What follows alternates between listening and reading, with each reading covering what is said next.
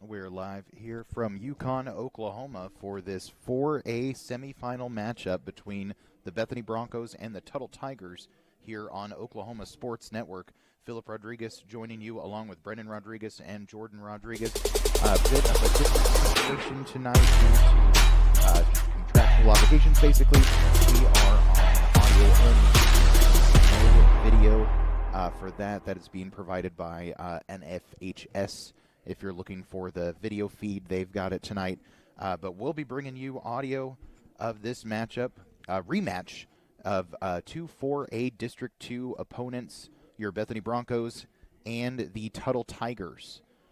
This is a presentation of the Oklahoma Sports Network. This is a presentation of the Oklahoma Sports Network. Could not hear the PA announcer. This is a presentation of the Oklahoma Sports Network. This is a presentation of the Oklahoma Sports Network. This is Friday Night Football on the Oklahoma Sports Network. It was a tough loss for Bethany. This is Friday Night Football on the Oklahoma Sports Good Network. amount of points, but they started out. This is Friday Night Football On the Oklahoma Sports Network. As well as a This is Friday Night Football On the Oklahoma Sports ran Network. away with that matchup. This is Friday Night Football On the So Oklahoma hopefully not Sports something Network. that will repeat tonight. But if Bethany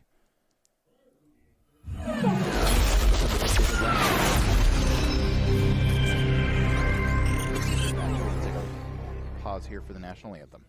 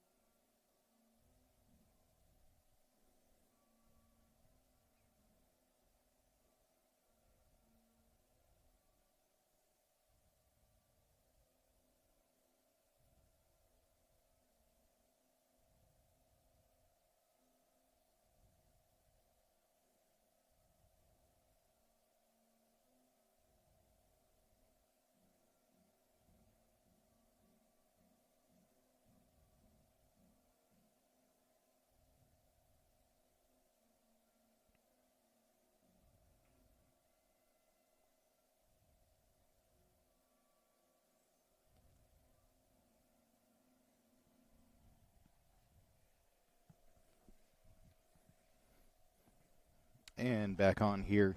So Bethany earlier in the season facing off against Tuttle, it was a 42-19 loss at Tuttle.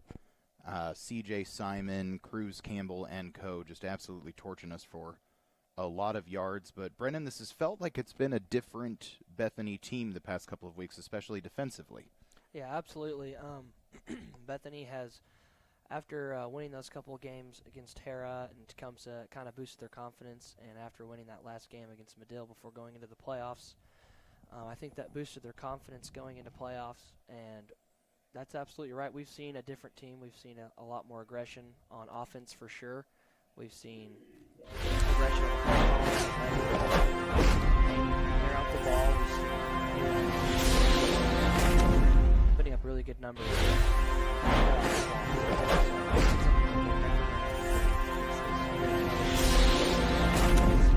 To note on Tuttle,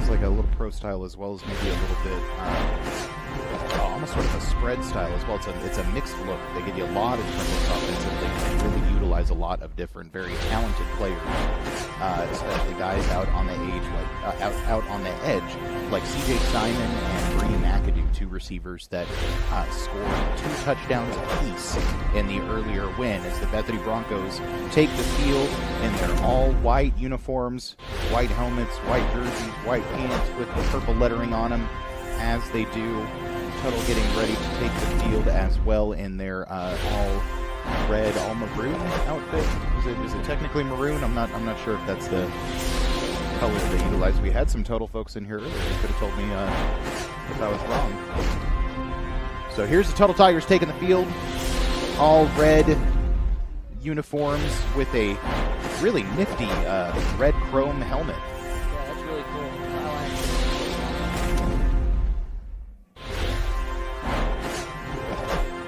Shout out to Stadium.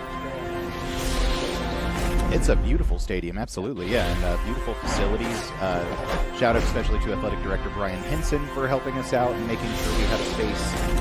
He was really hospitable, and we really appreciate that because it's a full house here, both in terms of the Tuttle crowd that has turned out on the home side, as well as a full house of various media outlets up here in the booth on all 3 levels of this press box.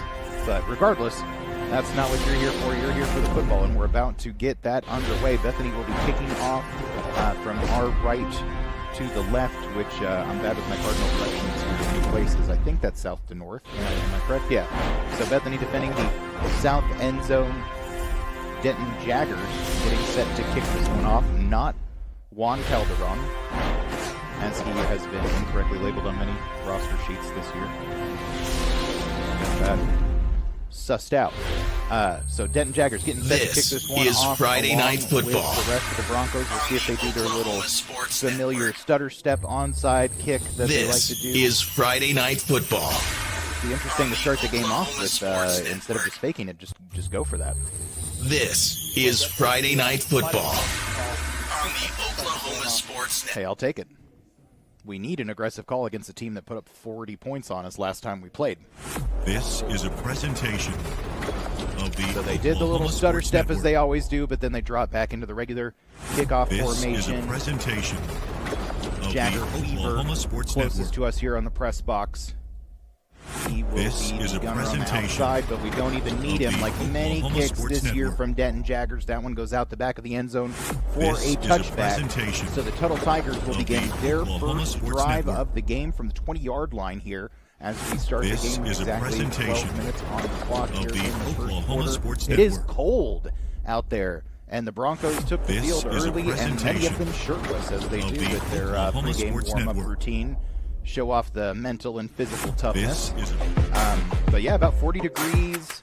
Not a lot of stars poking out tonight. Definitely cold for those players down there. We're warm and toasty up here, but I'm sure they are going to be dealing with those elements tonight. Cruz Campbell is in the pistol. He's going to hand off to Sean Rounceville on the first play for the Tigers, who takes it around the left side for an early 7-yard gain. Nice run there by Rounceville, and that's what they like to do, Brendan. If they don't do it on the outside with C.J. Simon or Brady McAdoo or one of their other speedy receivers, they got Sean Rounceville to hit you up top or underneath.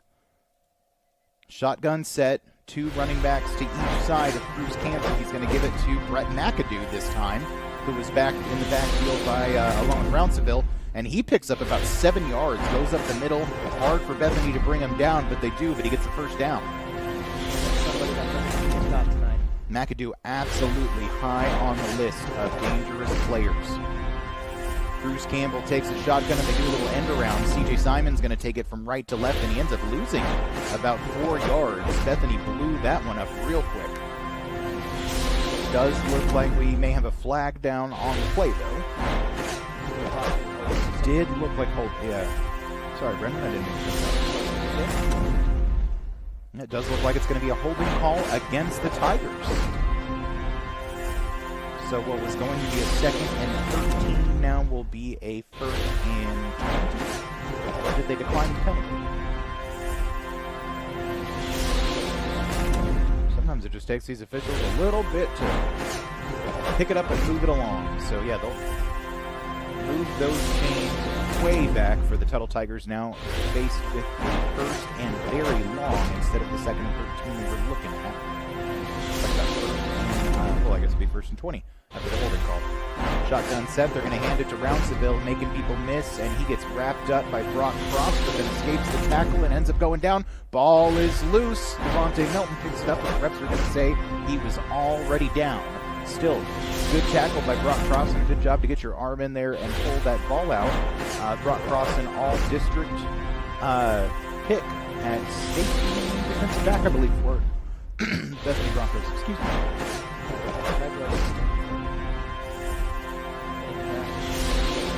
One of many all-district picks for our Broncos. 3 wide receiver set.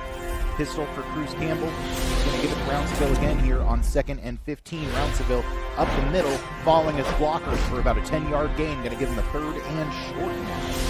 And Rounceville establishing that run game for the Tigers. Yeah, like I said before the game started, they have a really good run game. They've got a big offensive line, so they're just going to try and push them around a little bit. 3 wide receiver set once again. Bit of an odd offensive lineman setup. Tackles are really far back. Going to give it a fake handoff to Rounceville. Ball is tipped, bounces up in the air, and caught by, that is not CJ Simon, that is Zarian Kindell, the senior wide receiver and defensive back. Brings in the ball, but I think he's going to be just a little bit short. Ball was deflected by one of the defensive linemen. I think it might have been Jackson Dole. Got his hand up and knocked the ball up in the air. Any other use They of this are gonna telecast give or any Tuttle Tigers pictures, the first descriptions, down here. or So accounts of the Cruz game without Campbell the in the Oklahoma shotgun now Sports under pressure. Network's Devontae consent. Melton pulls him down for a big-time sack. Man, what a play by Devontae Melton. That is something you want from your middle linebacker for sure when that quarterback's trying to dance around in the pocket, and that's usually what he does. He makes really good throws. So. Yeah, Cruz Campbell not allowed to get comfortable back there as long as Devontae Melton is around. They were looking at maybe crossing midfield on this drive. Instead of being at the 49, they're now all the way back at their own 42. So Tuttle now looking at a 2nd and 17 from their own 42-yard line. 8 minutes, 50 seconds remaining here in the first quarter of play. Shotgun set for Campbell, 2 backs behind him. He gives it to Brady McAdoo, who pitches out to Zarian Kindell on the end around. No, that's not Zarian Kindell. That is, I think his name is Malachi Nelson, but he gets up the right side, picks up a big chunk of yardage that might be enough for the first down. That is Jalen Lane. And a little bit of a shout-out to Jalen Lane. That's my best friend's cousin. So. Oh, well, how about the very one that we were talking about? Yeah. We got a Tuttle family connection over here. So it does look like they're not going to move the chains for it, though. That's going to bring up a 3rd and 3 now. 8 minutes, 38 seconds left. Hand off to Rounceville. He follows his blockers, and he's got enough for the first. Keeps moving the pile past the 40 down to the Bethany 36. Moves the chains for the Tigers. Rounceville looks like a man that cannot be stopped right now. Yeah, he's doing really good, especially when they call that short 3rd down, guard tackle pull. He just is patient and lets everybody block for him, and that's tough to defend. And then they just open that hole for the 8th back. This is a presentation First and 10 here. They're going to give it to Rounceville again, who bursts up the middle to about the 31-yard line. Another good gain for him. That's going to be about 6 on that play. So looking at about 5 on that play. So now looking at a 2nd and 5, 8:05 and counting in the first quarter here. Yeah, that's something that Bethany has struggled with definitely, and I think Tuttle knows it, is that hurry-up offense, trying to mix up our defensive line. Stopping the run up the middle is not something we've struggled with during the playoffs, though, and it is something we're struggling with so far tonight. Man in motion from the slot for Tuttle. They're in a pistol formation with 3 wide receivers, but they're going to give it to Rounceville again. And again, Rounceville has a huge lane up the middle, and it's almost easy for him. He's going to pick up another first down to about the 20-yard line. So the Tigers really knocking on the door here. Yeah, so far they're just sticking to that guard tackle pull, and I think these guards are really good at sticking to their assignments and back blocking. So Bethany's going to have to step it up. 3 wide receiver pistol formation again for Tuttle. It seems to be their sort of base formation that they run everything out of with Rounceville behind Cruz Campbell. Then a H-back to Campbell's right. 2 wide receivers out to his right. C.J. Simon, the closest to us here at the bottom, not of your screen because there ain't no screen. He's going to take a shot. Left side, Cruz Campbell to Zarian Kendall on the left side. But it looks like it was broken up. He did catch it, but it was out of bounds, incomplete. Yeah, and that's something we've seen against Alaska all year is the one-on-one.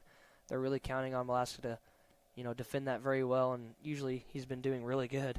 I can tell you, I overheard some chat from some of the Tuttle coaches before the game and in the booth when I was walking around looking for our space. They're worried about Alaska. They got him on their radar. They say that he's been covering people up. So they're definitely aware of what he's been able to do so far in these defensive or in these playoff games. 2nd and 10 here. They're going to hand it off to Rounceville up the middle again. And again, Rounceville going to pick up a good chunk of yards, about 5 yards straight up the gut.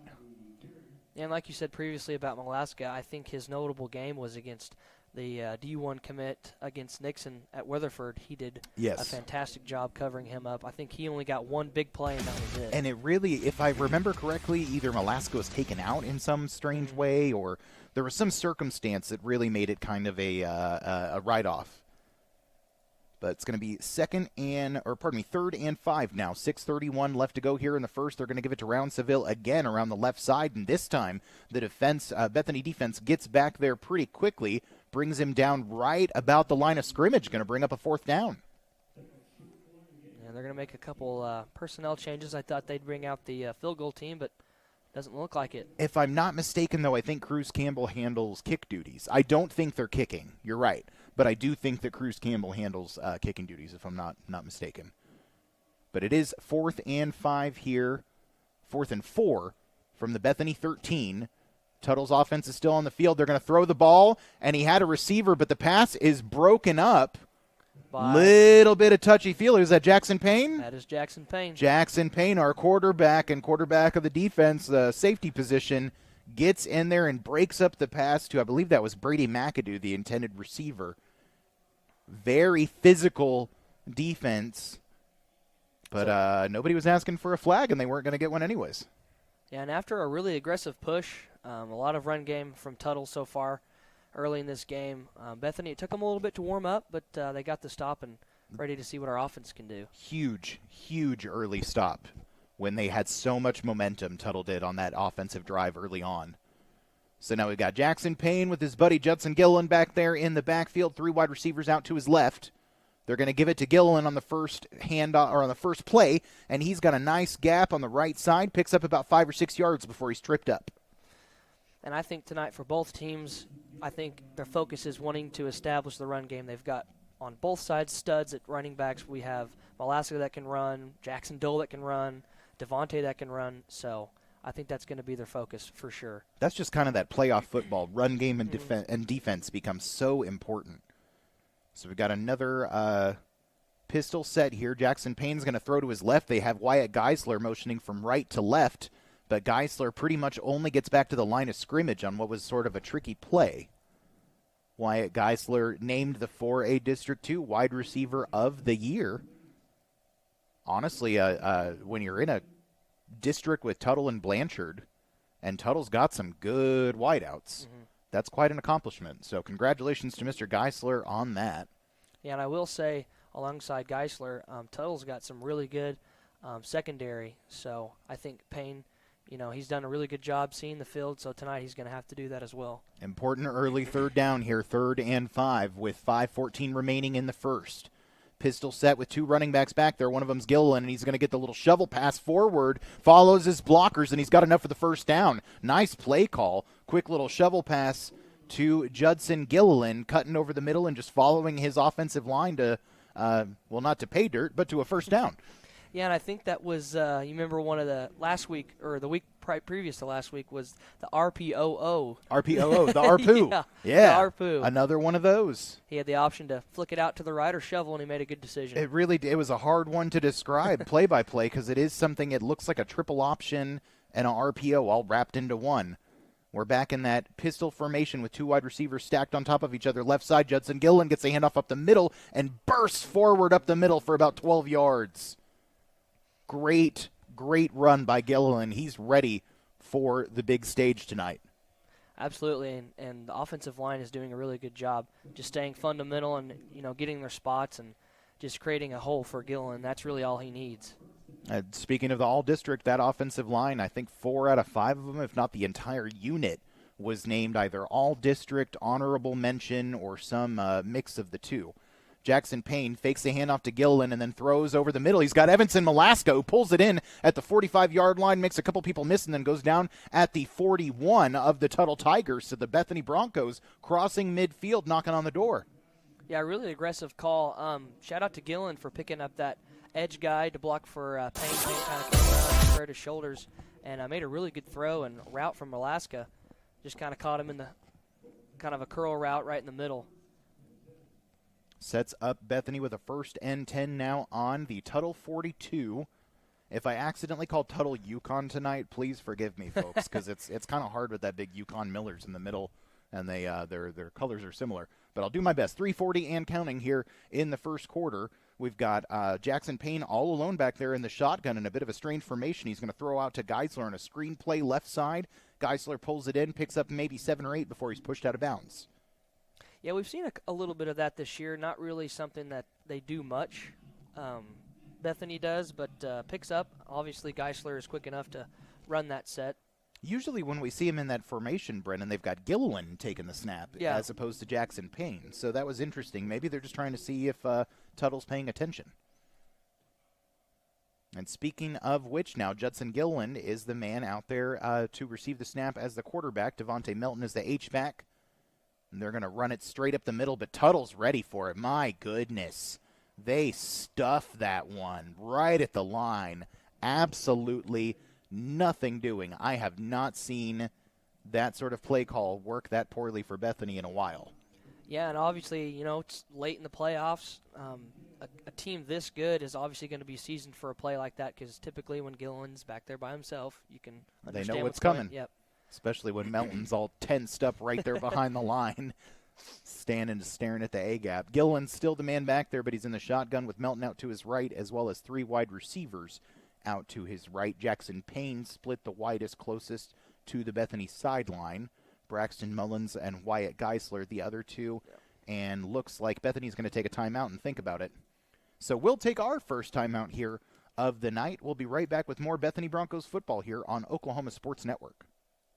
We come from different backgrounds, with diverse interests and unique learning styles. Finding classes that fit your individual needs isn't a challenge at Cameron University. A small campus and dedicated faculty ensures there's always someone close by to guide you on your journey. Your success is our success. Your education is our mission. At Cameron University, you're not a number, you're part of the family.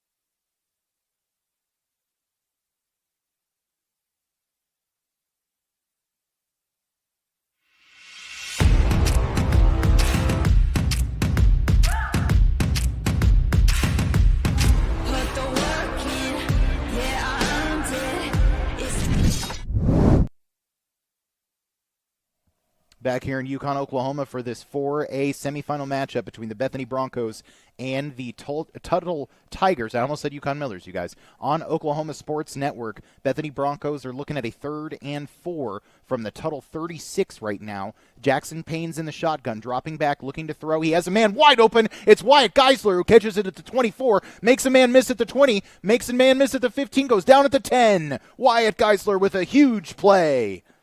Wow, what a play call from Bethany, taking that smart timeout to establish a good call. They swung out Gillen to the right, and that pulled down the secondary because they thought it was going to be a little swing route trying to pick up the first down. But good job for the tackles to pick up the outside rushers, and Payne did a good job stepping up in the pocket and finding a wide-open Geisler. You can understand why they'd be worried about Gillen making a play, but you can't discount number 21. Looking at a 1st and goal to go now from the 10-yard line. Judson Gillen's going to be the man to receive the snap with Devontae Melton out to his right, 3 wide receivers to his left. Gilliland takes a direct snap, thinks about it, jukes around the right side, makes one man miss, and then goes down at about the 5. Nice job by Gilliland. Looked like he was looking up the middle, found nothing there, cuts it around the outside, picks up a 4 or 5.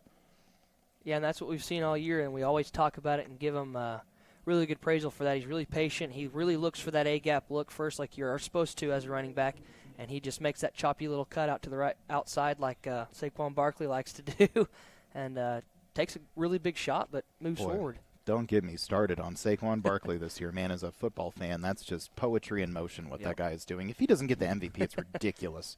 2nd and goal to go from the 6-yard line. Minute 50 left to go on the clock. Jackson Payne under center in an I formation. He's going to pitch it out to Judson Gilliland, who's following his blockers, and he takes a hard hit as he crosses the 5 down to about the 2-yard line.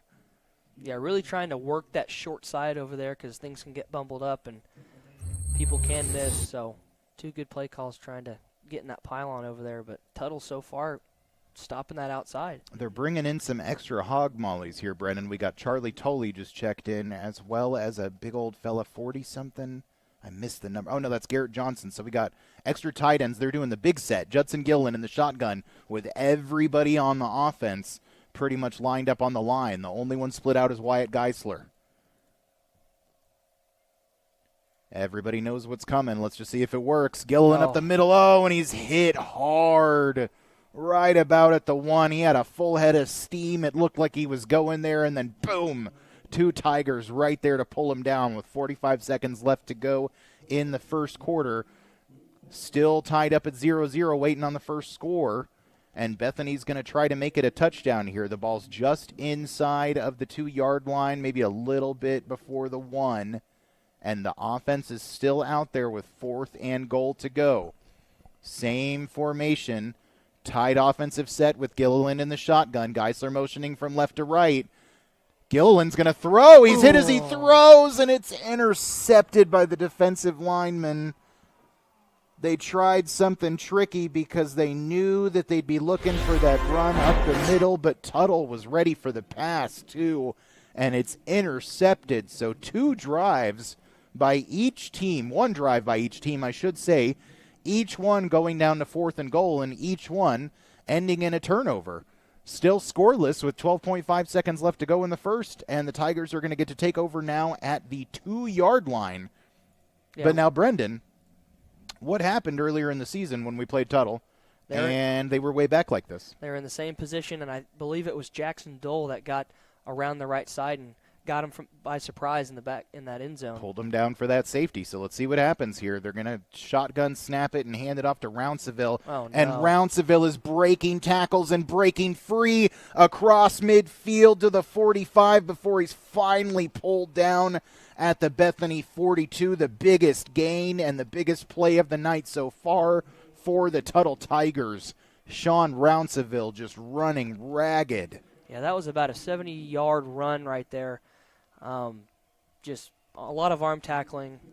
He was met at the line of scrimmage, but just, yikes. Yeah, really tough. But I think that is a timeout. Hard to say good things about it, but yeah, probably a good time to take a timeout. That is actually the end of the first quarter. Oh, yep. So we will go to the end of the first quarter. Things are all scoreless here. Like we said, each team driving down to scoring position and then messing things up, but Tuttle looking pretty good here. We'll take a quick break. We'll be back with more football here on Oklahoma Sports Network.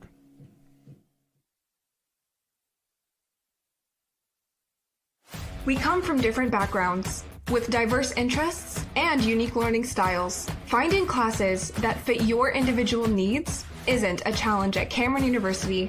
A small campus and dedicated faculty ensures there's always someone close by to guide you on your journey.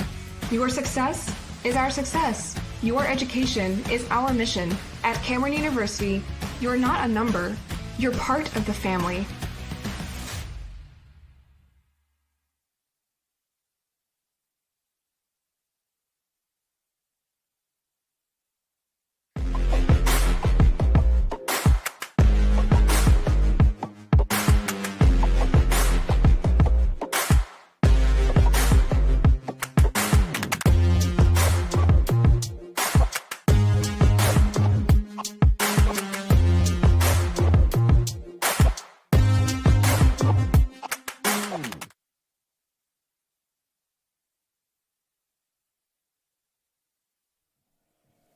back here in Yukon, Oklahoma for this 4A semifinal playoff matchup between your Bethany Broncos and the Tuttle Tigers. Bethany was driving, having real great offensive success, 4th and goal to go from about the inch-yard line, ended up turning it over, and now Tuttle is driving following a big Sean Rounceville run, and he's going to get it here on 1st and 10 from the Bethany 41, follows blockers on the left side and picks up about 4. And, Rounceville, Brennan, you estimated it was about a 70-yard run that he was able to break free on. Tuttle started with the ball on the 2-yard line, give it to Rounceville, and boom, they're in scoring position pretty much. Yeah. So on the 37-yard line here, 2nd and 7, 3 running backs back there with Cruz Campbell in the shotgun. They're going to give it to Rounceville, and he is swallowed up at the line of scrimmage. Jackson Payne is there. Jackson Dole is there. Judson Gilliland is there, and Rounceville gets nothing on that play, which is not something I've been able to say very much tonight so far. Yeah, he's kind of a Tuttle version of Gilliland a little bit. Both really aggressive runners. They're both patient, and once they hit open field, they're gone. Just downhill, absolutely. But at the same time, you probably don't want to stand in front of them when they're lowering their shoulder. Yeah, certainly. Both a good couple of power runners with ability to be shifty. 3rd and 8 now from the Bethany 37, and they're going to hand it off to Rounceville. And my goodness, he might have enough for it. That's crazy. Not even a draw, just a straight handoff, not even trying to fool you into thinking they might pass. Yeah, looks like the refs were waving it first, but he calls him back for 4th and short. Oh, my. Yep. Yeah, so they are going to call it just short of what the first down marker is at the 31. They're going to spot it right about at the 32. So 4th and a pretty short one here for the Tuttle Tigers. Looking at Bethany 32, 10 minutes, 20 seconds remaining in the second quarter. Pistol set, Campbell hands off to Rounceville, and he's easily got it before he's tackled just past the 30, down at the 28. And it seems 1 out of every 3 or 4 times we can actually get him brought down. Otherwise, Rounceville's just a man that cannot be stopped. Yeah, they've got a really heavy set. They've got a big bruiser there for fullback that's doing a really good job for Tuttle, just opening up holes and obviously, pulling guards, coming downhill to this size and caliber are tough to stop. It looks like that's number 44, Will Garrett, who's been the H-back back there. But, yeah, we do have an injured Bronco down on the field, unfortunately, so we'll take a quick break here in just a moment. So far, we've had a pretty good matchup despite the 0-0 score. It's been an entertaining affair. Lots of offense on both sides, yet neither one able to score so far. Yeah, it seems like both defenses kind of turn it up a little bit or get a little more physical when both teams get in the red zone. I don't know if that's an offensive problem or... I'd say it's an offensive problem to some extent for Bethany, but it's a defensive achievement also, the way that the defensive lineman was able to stretch and get that interception. Right. So each team just taking a break here as we wait on their trainers to tend to the injured player. It does look like he was able to get up and go off the field, though, so we are about to resume play here. 9:57 left to go in the second quarter. Of course, still scoreless. Tuttle looking at a 1st and 10 from the Bethany 28. Got a pistol set for Cruz Campbell. Rounceville behind him, 3 wide receivers. Fake handoff to Rounceville. Going deep towards C.J. Simon, but overthrows him, and they're lucky because he was open. He was very open, and that time they tried to go on the opposite side where Malaska was not. And the Tuttle wide receiver really broke through, and thankfully it was overthrown. Yeah, they tried to cheat on Jackson Payne there or something. So 2nd and 10 now from the 28, 9:49 left to go here in the second. Shotgun set with 2 running backs. They're going to hand off to McAdoo up the middle, and he crosses the 25 down to about the 22. Officials rushing in there at the end. It looked like maybe he may have lost the ball, but he was definitely down. Now looking at a 3rd and 4. Another big-time third down in the red zone here. Well, not quite on the red zone. On the 22, Cruz Campbell hands off to Rounceville around the left side, and I don't think he got enough. No, I think he's brought up short, and that was both our studs on defense, Gillen and Devontae right there, and pulled him up pretty short. Yeah, Devontae Melton will get in there and bring you down. He's got that pursuit, and he's got that stout frame that'll knock you, man. Goodness gracious. Yeah, I've seen that guy levy some hard hits. But not surprisingly enough, they're going to bring in their heavy set with that number 44 and 82, kind of a tight end. Mm-hmm. They're just going to bunch them up in the backfield, and, we can guess where this is going to go. Yep, So. Tuttle definitely looking run heavy with the pistol set with 3 backs behind the offensive line. They're going to give it to, that's not Rounceville, that is their quick guy. And there is a penalty thrown down. Oh, is that McAdoo who got the handoff? Yes, that was Brady McAdoo. Oh, it is. Okay, Brady. I thought that was Jalen Carter or number 15. Goodness, what's his name? But yeah, we do have a flag down on the play. Yeah, I think it's going to be another holding call against Tuttle. That's what it looked like. Tuttle's quarterback was kind of shaking his head, disappointment. That would be huge for Bethany. They've really struggled so far. Very much so. Yeah, it looks like that is, huge holding call. That'll move back now Tuttle from a 4th and 1 from the 19, now looking at a 4th and 11 from the 29. Huge call. And but Brennan, the offense is still out there for Tuttle.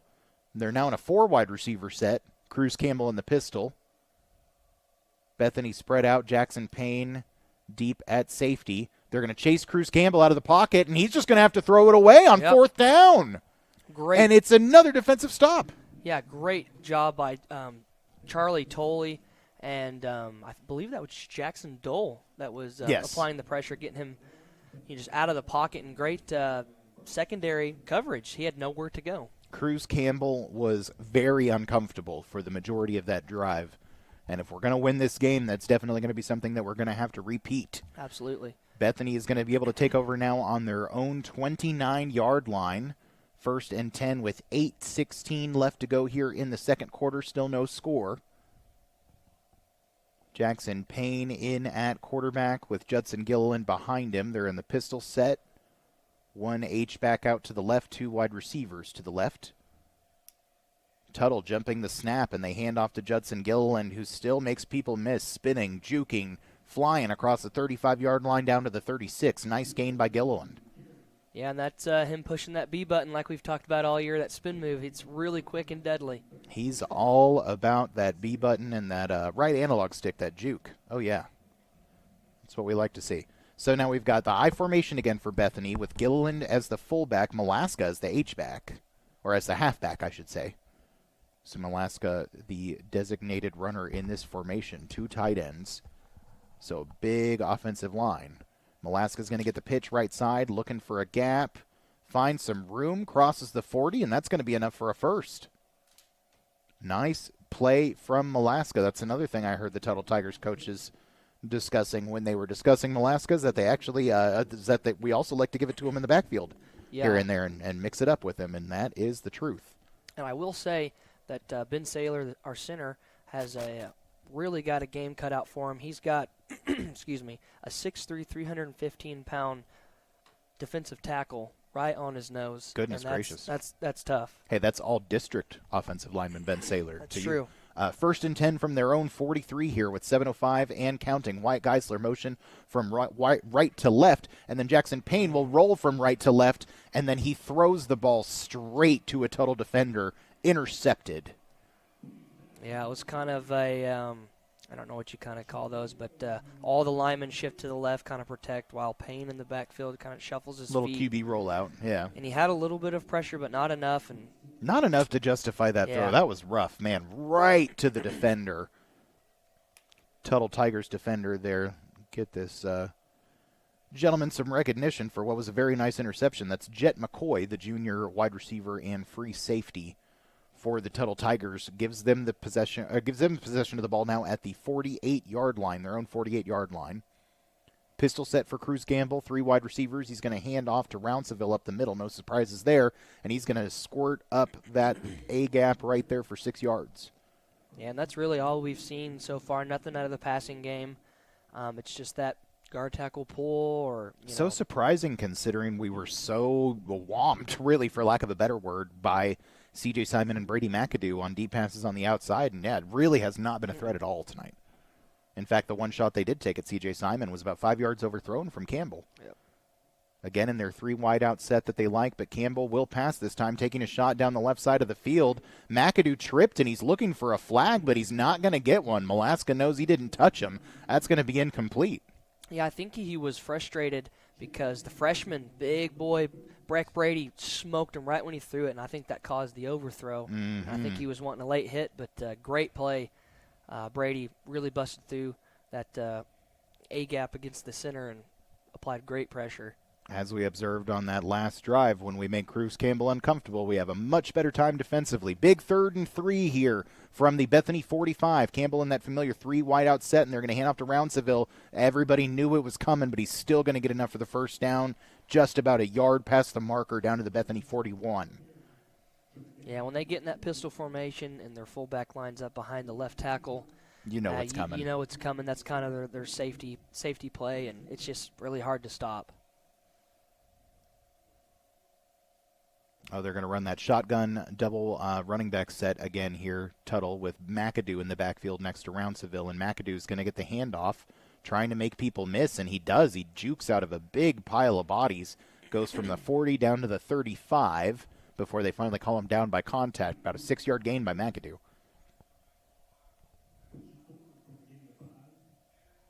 Yeah, it looked like he was going to get kind of stumbled up on the line, but, arm tackling's not going to make it tonight. Definitely not how it's going to do. You do have to wonder about stamina, tenacity, getting too cold. Bodies just kind of giving up. I think it's definitely going to be who can outlast in this game is going to win. It's again with the 2 running backs set, and they're going to hand off to Rounceville this time, juking around some people, but he ends up getting tackled after about a 3 or 4 yard gain on 2nd and 5. But that is still going to bring up a 3rd down here, 3rd and very short. A 3rd and 1 here from the Bethany 31-yard line. 3rd and 1 from the 31. Love it. 5 minutes and counting here in the second quarter, still scoreless.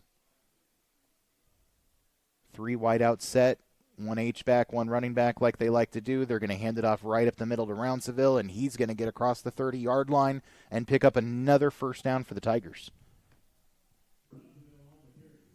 Just easy going for Sean Rounceville and this Tuttle Tigers offense. Until they can prove that something can stop him, there's no reason to just not keep doing that. Absolutely.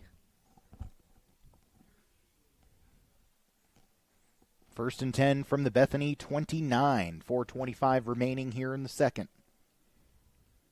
Again with a 3 wide out set. In the pistol is Cruz Campbell with Rounceville behind him. Bethany with 7 men in the box, looking like they're going to rush a few. Cruz Campbell's going to throw under pressure. Has one-on-one matchup in the end zone with C.J. Simon. Goes to him, and it's caught. Touchdown, Tuttle Tigers.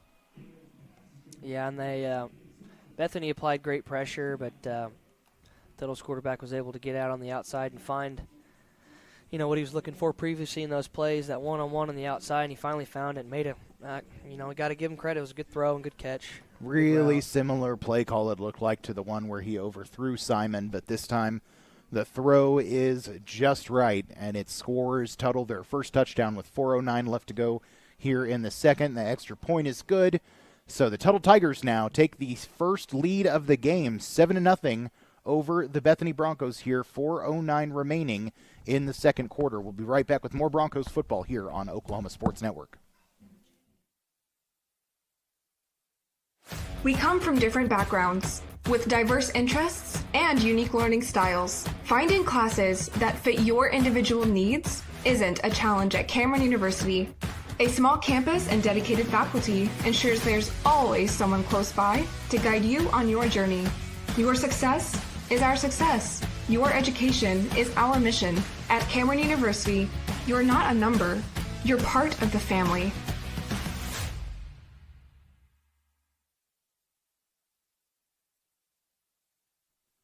Back here in Yukon, Oklahoma for this 4A district semifinal matchup. Not a district, it's a 4A semifinal matchup. We're one game away from state. Tuttle Tigers taking an early 7-0 lead here over Bethany with 4:09 remaining in the second quarter. They're about to kick off here. Broncos going to receive. They beat us with a C.J. Simon touchdown pass, the thing that we've been worried about. And on the return, I believe, was Jagger Weaver. Takes it across the 20 down to about the 24-yard line. 4 minutes exactly left to go here in the second.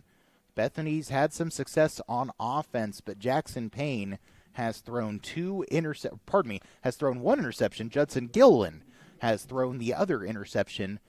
You can't really fault Judson. It was really just an athletic play by the defensive end, and Judson was under a lot of pressure. But Jackson Payne's interception, my goodness, it was a rough one. On a rollout to the left, he just threw it right to the defender. Tuttle able to take that ball and turn it all the way downfield for a score. Yeah, and on that play, he's just, it's a third-round playoff game, and, tensions are high, and you want to get rid of the football. You don't know what's coming behind you. And we've seen it a little bit of stutter steps before, but he does a really good job at slowing down later in the game and finding his rhythm. And as a quarterback, and you've got a lot of pressure on you and trying to play a team like Tuttle this good, it takes a little bit to warm up. Even for Tuttle, it took them a while to that quarterback to warm up and make an accurate throw. So Bethany's offense really needs to warm up and kind of bail out the defense a little bit. Funny, you keep saying warm up. Tuttle's got those gas heaters down on their sideline that their players are huddled around. Bethany, unfortunately, doesn't seem to have any on their sideline. Hopefully that won't make a difference. 1st and 10 from the 24 for the Bethany Broncos. Jackson Payne in a 3 wide receiver set with Gilliland and Malaska back there with him. Fakes the handoff to Gilliland and then runs up the middle. Yeah. Keeps it for maybe about a yard or two. Did I see some frustration there before the snap?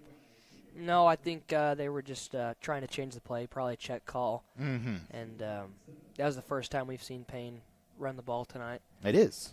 Not a huge gain, but it picks up a chunk of 3. 3:35 remaining here in the second. Tuttle leading 7-0. Bethany looking at 2nd and 7 from their own 27. Judson Gilliland calling out signals. That's the offensive lineman, Ben Saylor over there. It's going to be 2 running backs set back there with Jackson Payne. They snap it directly to Gilliland, puts his head down and churns it upfield for about 5 yards. Puts him in position for a 3rd and short now. Looks like it's going to be 3rd and 1 from the 33-yard line for the Bethany Broncos. Yeah, and I think like that play we just saw, I think Bethany's offensive line is super athletic, and that was one of those ones where they all shifted left again and trying to find a body, and they did really good job. 3rd and a big one here for the Broncos with 2:40 and counting. Ball on the 34-yard line. Gilliland's in the backfield, motions Malaska out from the right to left. Pulls it down, looked like he was going to pitch it. Instead, he ends up going down behind the line. I'm not sure what the call was there, Brendan, but I don't think it worked. No, they were trying to throw him off with that motion going to the left side.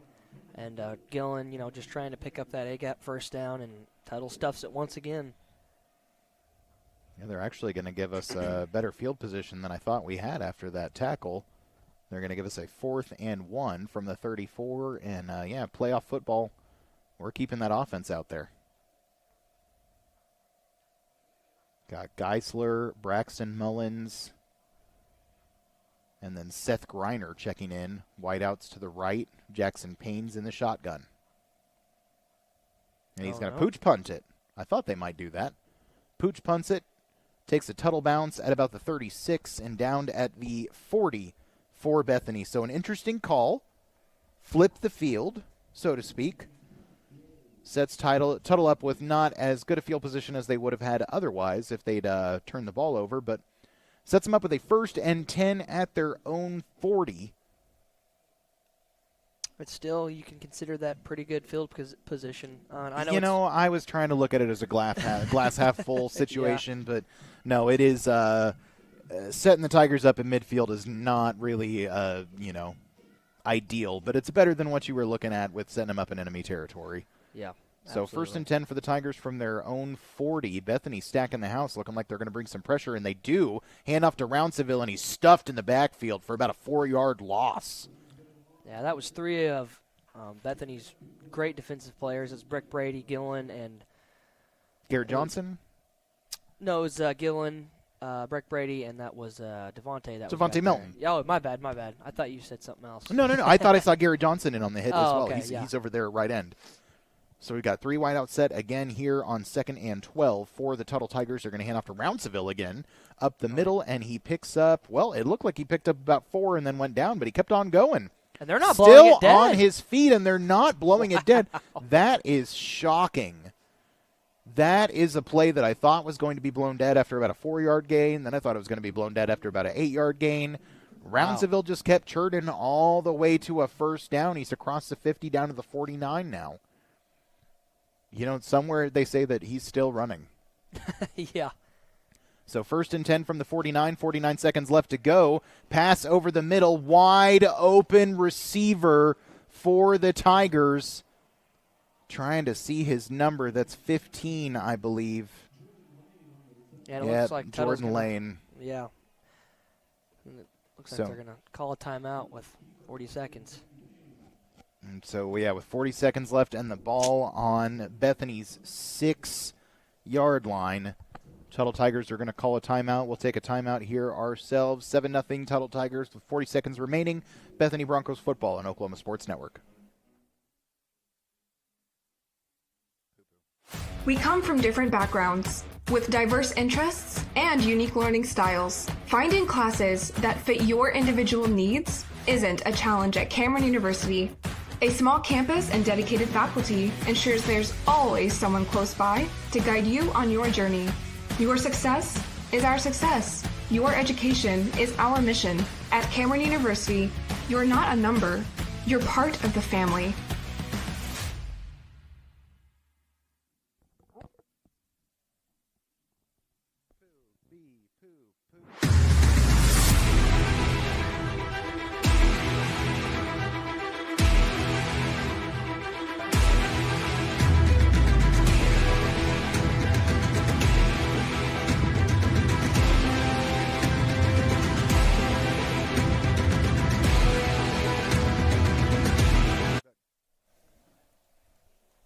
Back here in Yukon, Oklahoma, Tuttle Tigers getting set for a 1st and goal from the 7-yard line of the Bethany Broncos in this 4A semifinal matchup. We're not going to go to break again.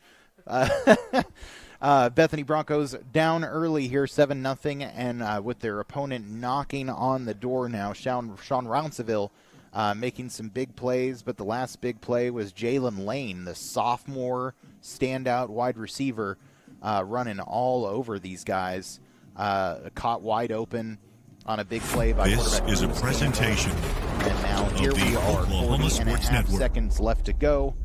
Bethany down 7-0. This is a presentation hoping to not go down by 2 scores here. There's been a lot of turnovers, though. This is a presentation statistically, it's not of the the worst start. Oklahoma Sports I know Network. Bethany hasn't scored just yet, but this is a presentation of the Oklahoma Sports Network. Red zone with 40 seconds left. This is a presentation something I'd be really worried about of the Oklahoma Sports Network. Already once when they got down this close, so. This is a Tigers presentation take the field, shotgun set of the Oklahoma Sports got Network. 4 wideouts, 3 stacked up on the right side. This Got is a wide open presentation receiver, but he overthrows of him. the Wyatt Oklahoma Geisler Sports was coming underneath on that throw to the right This side. is a Incomplete, gonna presentation bring up now 2nd and goal of the from the Oklahoma 7 with Sports Network. 37.1 seconds left to go in the first half. This is a presentation Trying to go of the back to, Oklahoma Sports Network. C.J. Simon. C.J. Simon, he's the bad This boy. is a presentation Smart enough of the to Oklahoma Sports Network. Both speedy. and he was there, but really This close. is a presentation of the Oklahoma Sports I believe Network. about 170 yards last time we played. They're going to give it to Roundsteel this time. This Left is side a met presentation immediately by Judson of the Gilliland, but he Oklahoma breaks away a Sports little bit, Network. but the rest of the Bethany defense is there to take him down at about the 5-yard line. This is a So presentation third and goal of the now Oklahoma with Sports Network. 28.4 seconds left to go in the first This half. is a Tigers presentation taking their third and of the final Oklahoma timeout. Sports Network. Or pardon me, is that their second time? This is a presentation of the Oklahoma Sports Network. One of them. One of them. In any event, Tuttle's This taking a is a timeout. presentation They're going to talk it over. We're going of to talk the it over here Oklahoma too, Sports because, Network. we got nothing else better to do. Why would we go to break and leave you This guys all is a alone? You'd be bored. presentation You'd be lonely. What would you do? Of the Oklahoma Sports Network. Bethany is defensively, I think, This playing is at a the level that they presentation played earlier in these past of the 2 weeks against Oklahoma Weatherford Sports and Network. against Ada. Secondary, we need This to step it up is a a little bit. I don't know what's presentation going on with our zone coverage. of the There's Oklahoma big Sports gaps. And we nearly got beat with C.J. This Simon is a beaten outside on presentation the right side earlier in the of game. the Somehow Oklahoma the Sports Network. quarterback Cruz Campbell was not able to find him, but This is a that's going to be one of those presentation mistakes that if we keep making that, of the they're gonna keep scoring Oklahoma on us. Sports Same thing Network. with Jalen Carter, or that's not the guy's name. This is a Jalen Lane presentation getting open over the middle. of the It's Oklahoma just someone's Sports missing an Network. assignment, someone's missing a gap. I don't know what's going on.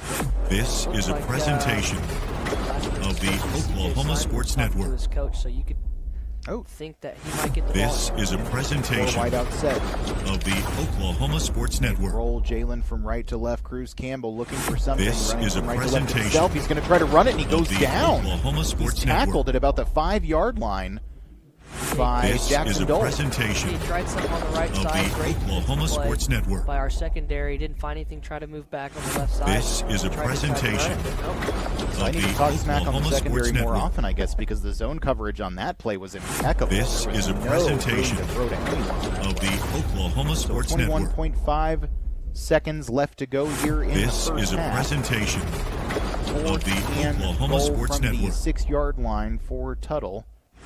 This Gotta is a think presentation You'll probably still see their of the offense on this Oklahoma drive Sports or Network. on this play. Yeah, both teams. Really This going is a down. presentation of the You're Oklahoma gonna Sports see something. Network. Trying to move their quarterback on the outside. Trying to find This something is a wider. presentation of the 27. Oklahoma Sports Yeah, just Network. running up the gut. Wouldn't be surprised either This way. is a It presentation does seem like they've had some of the success with that Oklahoma lateral Sports movement, Network. Yeah.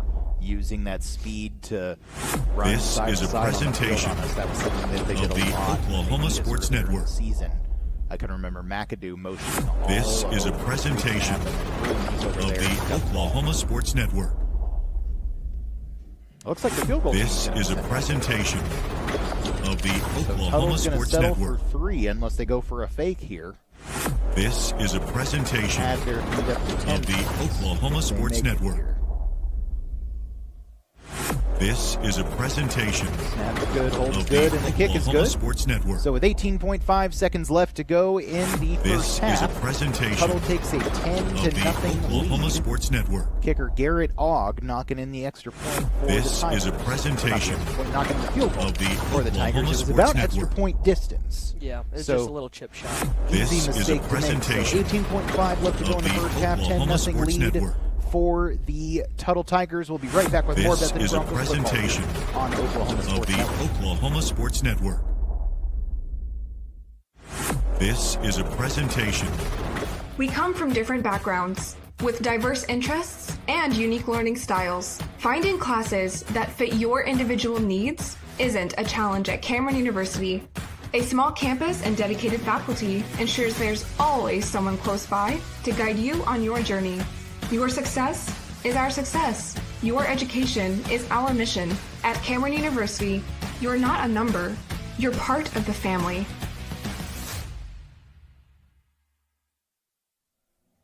Back here in Yukon, Oklahoma, live for this 4A semifinal matchup between your Bethany Broncos and the Tuttle Tigers. Tigers taking a 10-0 lead on a field goal with 18.5 This is a- seconds left to go. Kick off is right over Evanson Molaska's head. So Bethany going to take over for one more drive maybe here in the first half from their own 20. And Brendan, we were just discussing it. We could use some offense.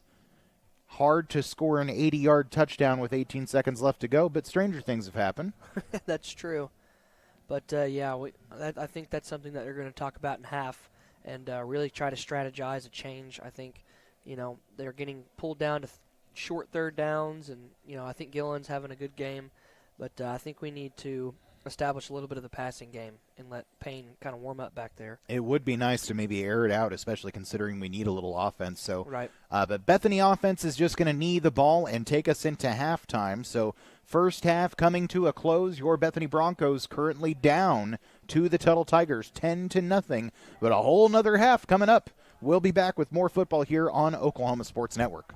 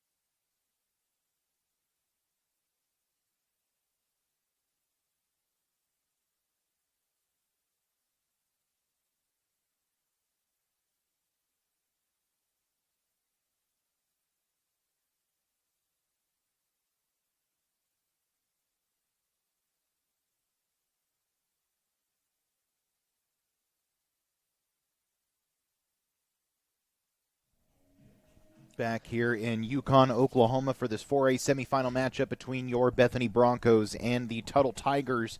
10-0 is the score here as we get set to start the second half. Tuttle kicking off to Bethany, so the Broncos with a good shot at trying to get down the field and score some points. This is Offense has been hard to come by for the Broncos with a couple of turnovers tonight. Tuttle has been able to at least get some scores on the board, but they haven't had an easy time on offense either. Kickoff from the Tigers there goes out the back of the end zone, so the Broncos will start with the ball on the 20. Yeah, I think plan of attack for the Bethany Broncos this first drive in the second half needs to be a little bit of pace. When they take their time and do well and really pace themselves out and find good plays to play by, they have a really structured offense that they can do that with. Yeah, it seemed like the closest that we got to scoring earlier was when we took some timeouts, discussed strategy, actually came out with some good tactical ideas and attacking areas of Tuttle's defense where they were not super strong. If we can do something like that here, if we were able to take that halftime period to talk things over, things could be very different here in the second half. 1st and 10 from the 20. Jackson Payne's in the shotgun with Gillen out to his right, and Gillen's going to get the carry.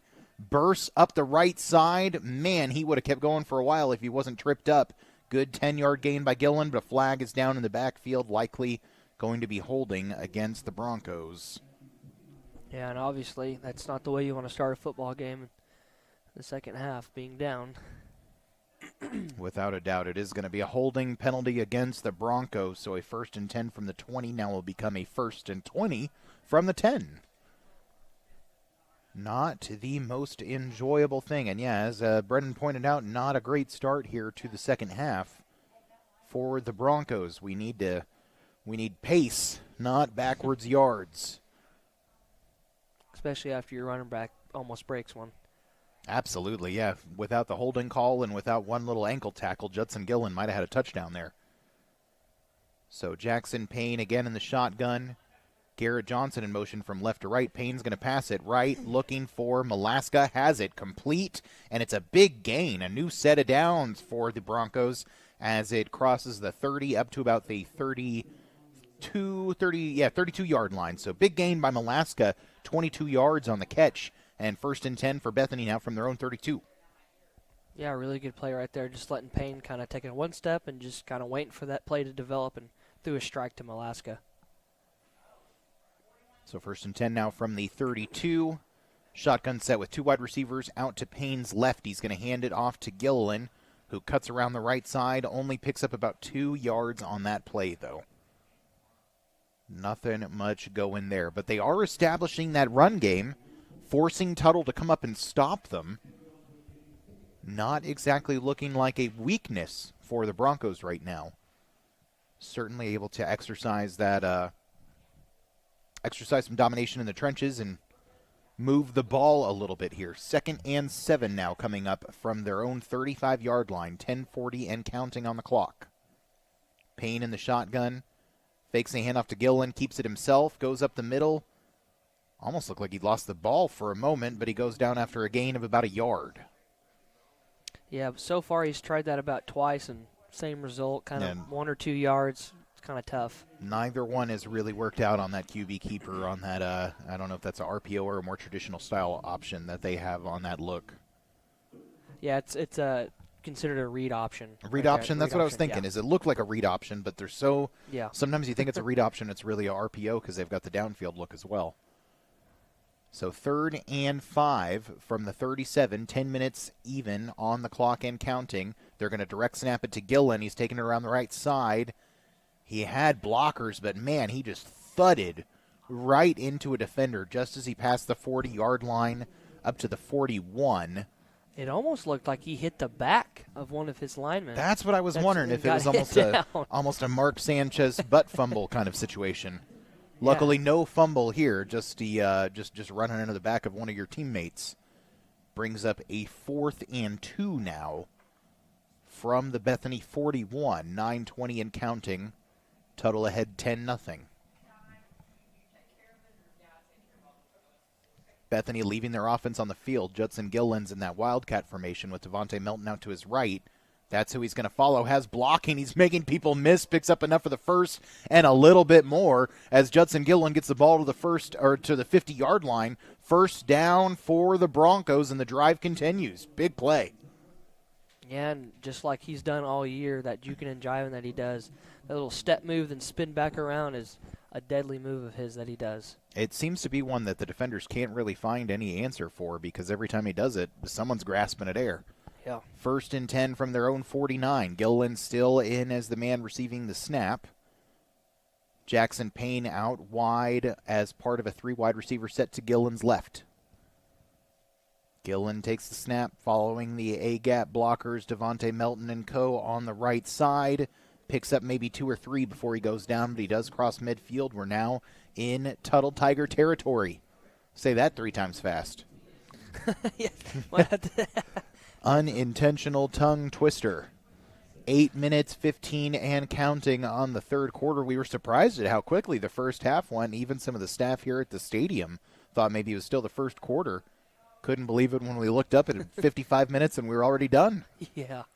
Not a lot of throwing the ball around, though, especially when it's so cold like this. You can understand it's hard to catch. 2nd and 8 from the 49. Payne is going to throw it. He's got 3 receivers to his left and a wide-open Judson Gilliland gesturing wildly. He's going to get the catch. Crosses 50 down to about the 46.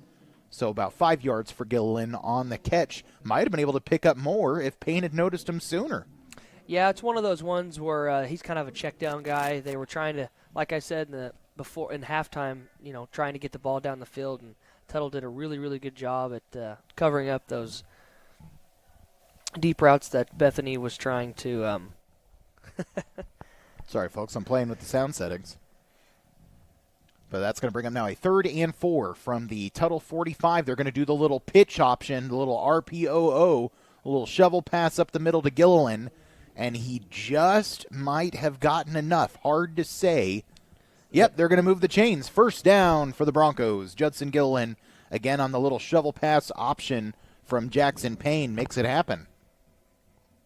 Yeah, I think that's a really successful play that they have in their playbook for sure.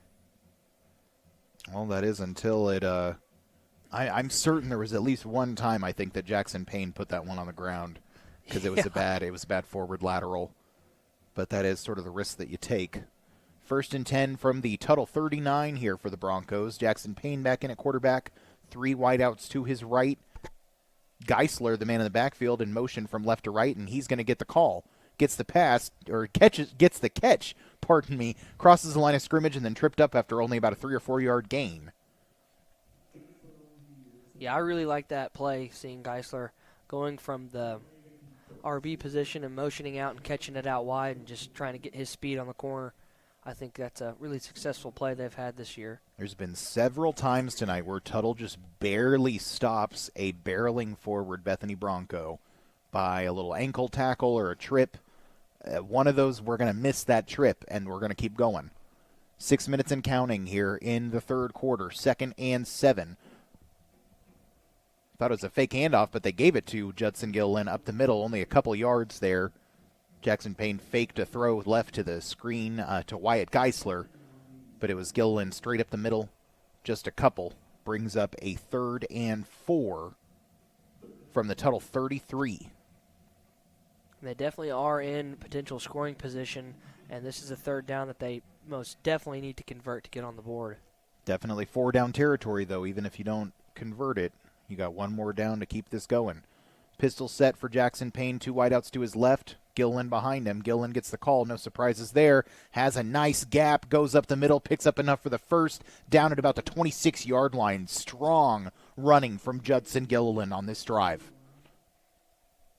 Yeah, he's got a lot of grit and motivation for sure in the second half, and it's showing.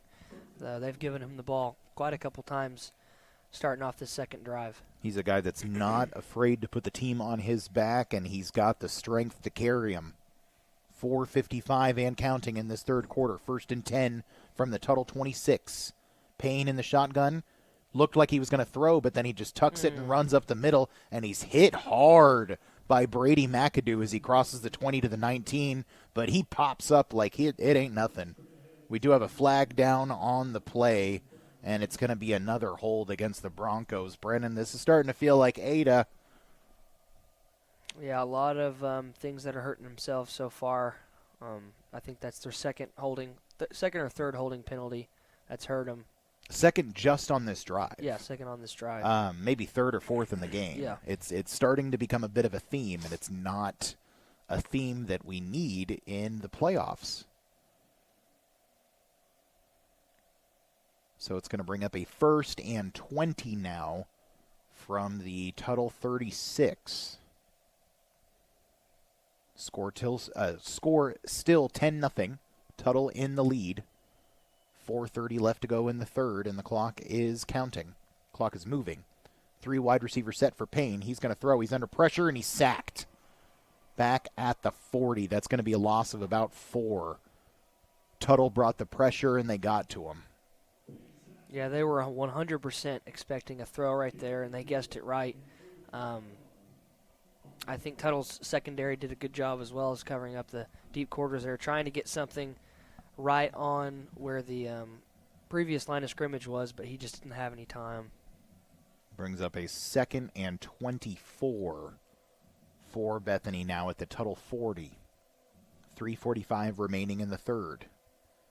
Jackson Payne calling out signals to his line. Shotgun set for him with Gillen to his right. Gillen fake handoff and then throws over the middle back to Gillen. Gillen catches it, falls down just past the 30-yard line. A funky play design right there. Fake handoff to Gillen and then just right over the middle of the defense, right back to him. Yeah, so it looks like Bethany's going to get even with Tuttle because that happened early in this football game with Tuttle. Oh, they that's picked up right. The first down, so they did. 3rd and 14 now for Bethany from the Tuttle 30. Shotgun set for Payne. Empty set, 5 wide. Geisler motions from left to right. Throw is to a bottled up receiver. There was nothing there. Payne threw to his left. Looking for, is that Seth Griner? that is Cross, I believe. Brock Cross. Yes. Brock I think Cross it was a little bit of all tangled up. Yeah. I think it was a little bit of miscommunication. I think it was kind of one of those where you have a decision to go for a streak towards the end zone, and if you're covered up close, you pull it back right at the sticks. But I don't think Cross understood that. I'm not sure.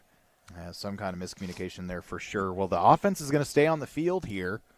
Some coaches might kick a field goal in this situation, but we're going to keep the offense out there. Jackson Payne with Gillen behind him, H-back to his right, 2 wide receivers to his right, 4th and 14. They're going to throw. Payne under pressure, loses the ball, falls down on it. It's a sack, it's a fumble, it's a turnover, it's everything all at once. It's not good for the Bethany Broncos at all, as Tuttle is now going to get to take over at the 35-yard line, their own 35-yard line. Bethany comes up short on offense again. Yeah, just very, very, very frustrating for this offense so far. They've had some good looks, but Tuttle's doing a great job of applying pressure on Payne. They're trying to air it out, trying to get things, but just not enough time for things to develop. 2:48 left in the third. Tuttle leading 10-0. They take over at their own 34, 1st and 10. Two running back set in the shotgun. They're going to give it to McAdoo. And we got flags down on the play after McAdoo picks up about 3 on the ground.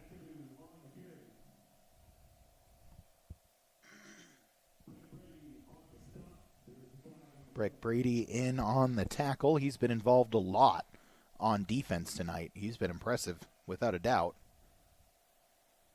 But it does look like it's going to be holding on the Tuttle Tigers. Push them back 10 yards.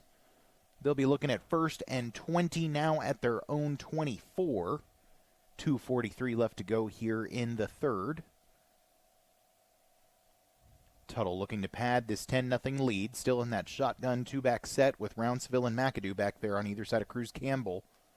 Campbell time to throw as a wide open receiver. The defender fell down, and he's going to take that all the way to the end zone. There is a flag down, though. There's a possible offensive pass interference. I don't know if he pushed off, and that's why he slipped, but I think it may be coming back. I'm not sure. It seems the crowd figured that out as they celebrated. The cheerleaders haven't figured it out yet. They're still down there for Tuttle celebrating like this is a score, and it does look like it's going to get called back, though. All the offensive players running back to the previous line of scrimmage. This one's going to get backed up.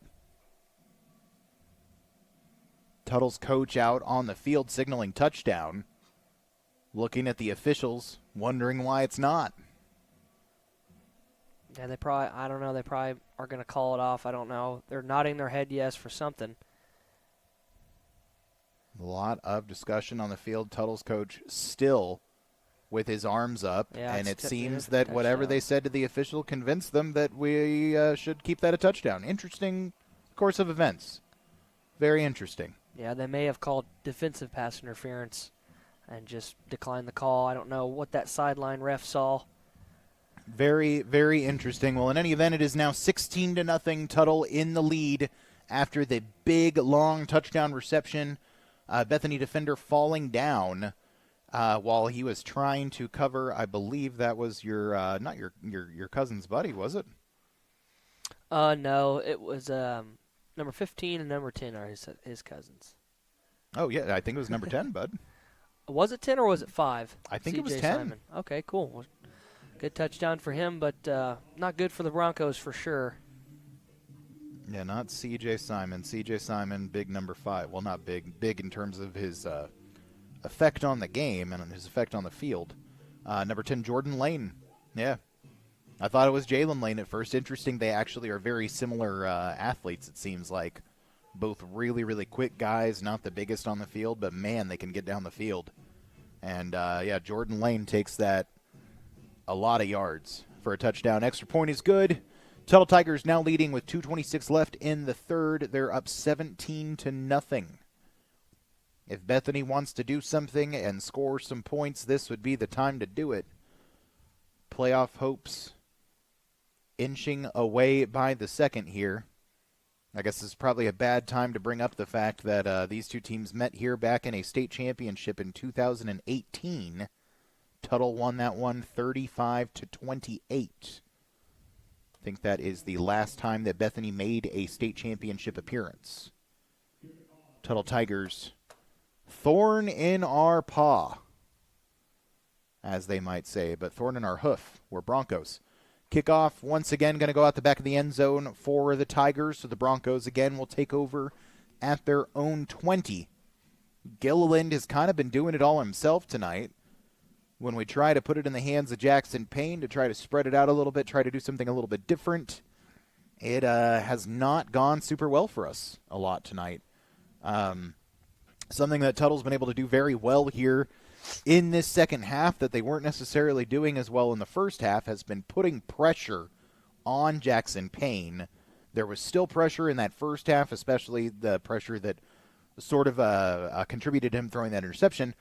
But the pressure that we've seen in this second half has been just in his face, every down, unable to get any time. And he's taken a few hits because of it. We've had some big sacks because of it.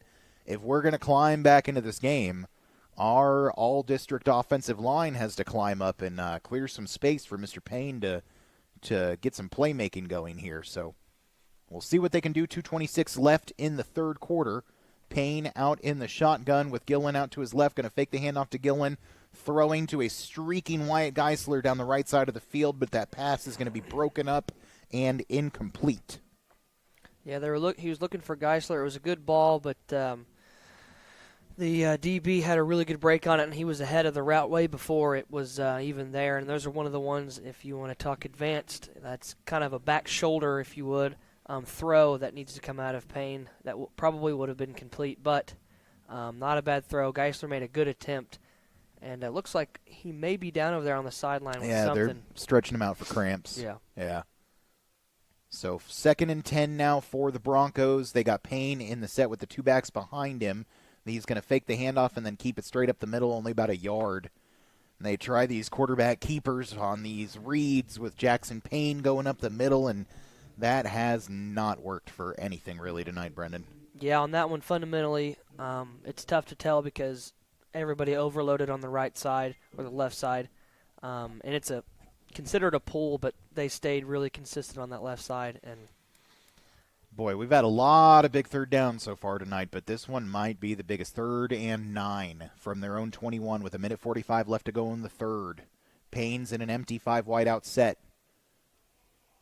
He's under a lot of pressure, spins out of one hit, but he can't spin out of the next. And just as I called out before this drive, he has had no time to do anything in the second half on that play. I mean, how do you find your receiver downfield when you're too busy dodging or playing dodge him back there, you know? Yeah, it's difficult play. It's tough, and especially when they keep mixing it up, they'll send pressure overload on one side, on the right side, on the edge, and they'll send stunts in the middle, so it's kind of tough. Been really good play calling from Tuttle on both sides of the ball tonight. So it's a 4th and 13 way back at the 21. They're definitely going to punt this one. Denton Jaggers with that's not a great punt. Only goes down to about the 35-yard line, so Tuttle starting with the ball on scoring in scoring position, essentially with a 17-0 lead. Yeah, Things looking bleak for the Broncos. That was, I believe, only about 20-yard punt. He tried to Aussie kick it, moving out to the right, and it just slid off the right of his foot. Yeah, shanked it. So as they say. Yeah, but that's going to unfortunately put Tuttle in scoring great position. Yeah, not even at the 35. Tuttle's going to take over 1st and 10 on the 29-yard line. 2 running back set with Cruz Campbell back there, and they're going to give it to Rounceville. We haven't seen him in a minute. And he's going to pound ahead, doing that thing where nobody can bring him down. Oh, no, it's McAdoo. McAdoo running like Rounceville.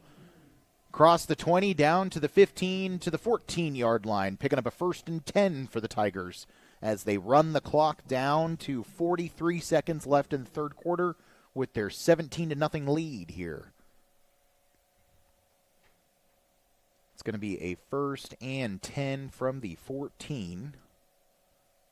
Probably stay with that double running back set that's been working well for them here. 3 wide out. C.J. Simon is tight to the bottom of the formation. They're going to hand off to McAdoo again and flag down on the play. McAdoo picks up about 3, but it looks like it's probably going to come back on another hold.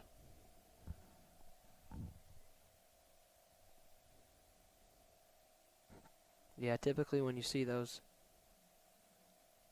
Yep. Sure enough, going to be a holding penalty against Tuttle. That'll push him back from the 14 now to the Bethany 24. 1st and 20 for the Tuttle Tigers here. 17-0 lead, 13.3 seconds left here in the third quarter of this 4A semifinal game. Yeah, and they catch just a little bit of a break, still 1st down in scoring position, almost to the red zone. But and the clock is running, so Tuttle's just going to let it run out. So that'll take us to the end of the third quarter. Tuttle fans have something to celebrate. They're very happy here on this home side, ahead 17-0 as we head into the fourth quarter on top of the Bethany Broncos. We'll be back with more football here on Oklahoma Sports Network.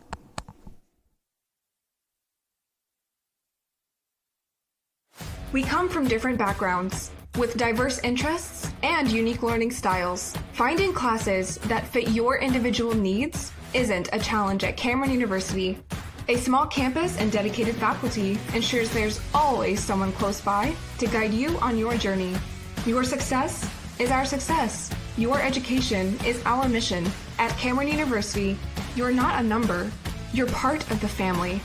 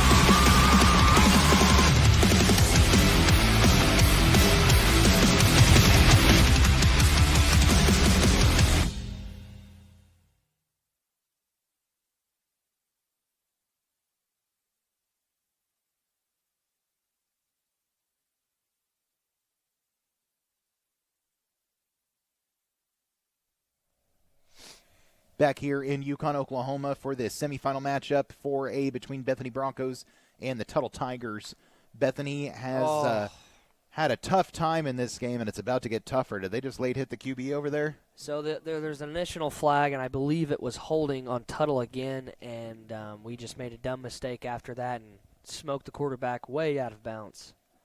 So it's a 17-0 deficit for the Broncos, unfortunately. Tigers out ahead and have looked dominant on both sides of the ball, especially on defense, though. And currently in possession of the ball and driving after a fairly weak punt by Mr. Denton Jaggers. Did its best, but came off the side of the foot and only went about 20 yards. Set up Tuttle with good field position. After a little QB run there and a holding call, we've got holding against Tuttle, but then they walk it back up because we got a personal foul with a late hit against the quarterback, Cruz Campbell. So now it's going to be ball on the 19, 1st and 15 for the Tuttle Tigers. 11:54 left to go in this game. It is rather cold out here. Might be cold for Bethany going home tonight if we can't turn this one around. Cruz Campbell takes a shot, wide open receiver. Man, Brendan, your boys have been going off tonight. That's Jalen Lane, Jordan Lane's older brother. Jordan caught a touchdown a moment ago. There's Jalen there, and you got to think that one is pretty much going to do it. That's going to put it away. Yeah, I watched that whole route develop. It's kind of it's a fake post, but back out to the corner, and I didn't catch who was covering, but it was I think it was Payne back in the quarters back there that kind of was late on the break, kind of got faked out on that fake post. But it's a tough assignment. Those guys are hard to cover. Yeah. So it makes it 23-0. Extra point goes in, makes it 24-0. Tuttle Tigers with a dominant lead here. 11:49 left to go. We'll take a break. We'll be back with more Bethany Broncos football here at Oklahoma Sports Network.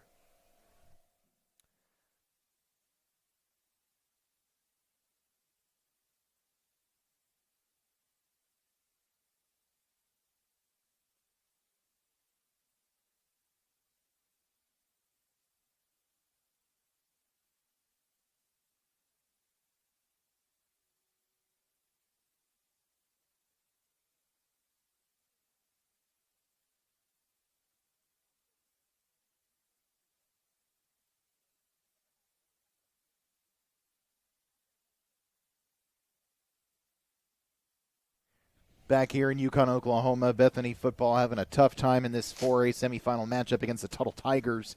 Down 24-0 now with 11:49 remaining in the fourth quarter and in the game. 11:49 potentially remaining in Bethany's 2024 football season. Got another kickoff from Tuttle, sails out the back of the end zone for a touchback. So Bethany for goodness, well, it must be about the 6th or 7th time tonight. We'll start with the ball at the 20-yard line. And things have worked for Bethany on offense. That's maybe what's the most perplexing thing, is that the game plan for the most part worked. It's just that situationally, when we've needed things to be a little bit better, they haven't done that. That's true. When we need the pass to be there, when we needed the clutch pass, the clutch run in the past couple of games, we've got it. Mm-hmm. When we needed it tonight, we haven't got it. And that's when Tuttle's needed it, they've got it. And that's why we're looking at 24-0 with 11:49 left. Jackson Payne drops back to pass, looking for something, and like we've seen for pretty much the entire second half, he's got no time to throw, gets yanked down for a sack way back at about the 14-yard line.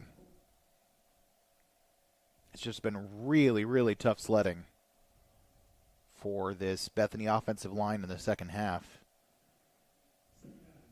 Get the idea that somebody in the Tuttle defensive room took it personally that everybody got a all-district on this other side. 11:15 left to go in the game. 2nd and 10 from the 20 for Bethany. It's going to be a 5-wide set for Jackson Payne.